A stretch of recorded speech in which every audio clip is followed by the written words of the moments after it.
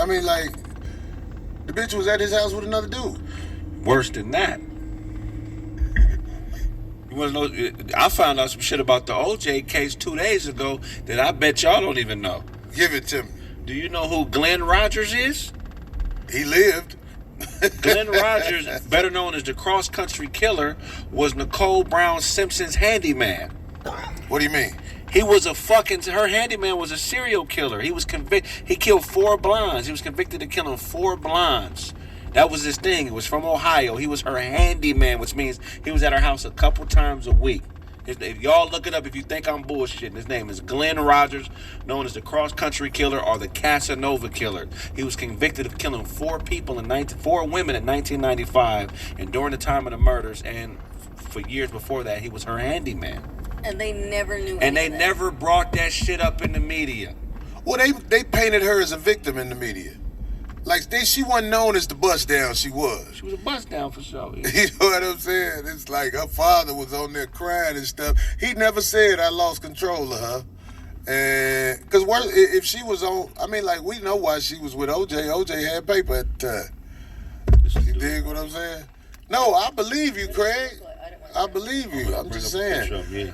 You know, O.J. passed, and you know what I'm saying? They made jokes about O.J., and I don't believe O.J. was no saint at all, but the grace the woman received was unfair, if you ask me. Definitely. But that's pretty much that's pretty much in all lanes. I watched it go down with my own parents, so.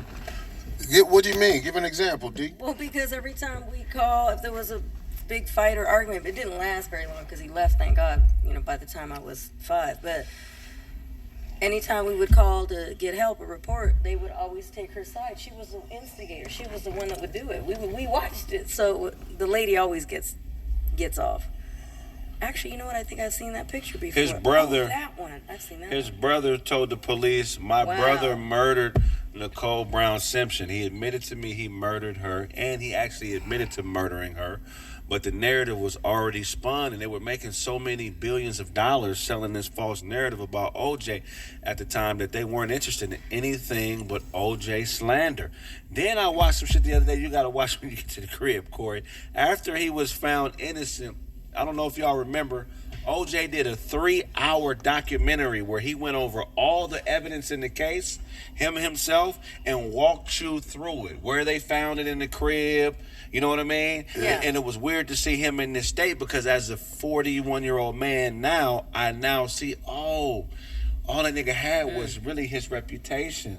So even though he knew he didn't do it, he was still trying to salvage his reputation because he was, I would say he was naive enough to think that people wanted the truth. They didn't give a fuck about the truth. They just cared about the story. And it's just weird how we thought a not guilty verdict as black people, we thought that was enough. We really should have stood by that dude's side and really fought with him after that because they tried to ruin his life. They tried to ruin his kids' lives, and it's just fucked up because I was under the assumption that he was guilty for years. You know what I'm saying? But when you really research the case, it's fucked up. We watched the nigga get railroaded, and he really didn't do this shit.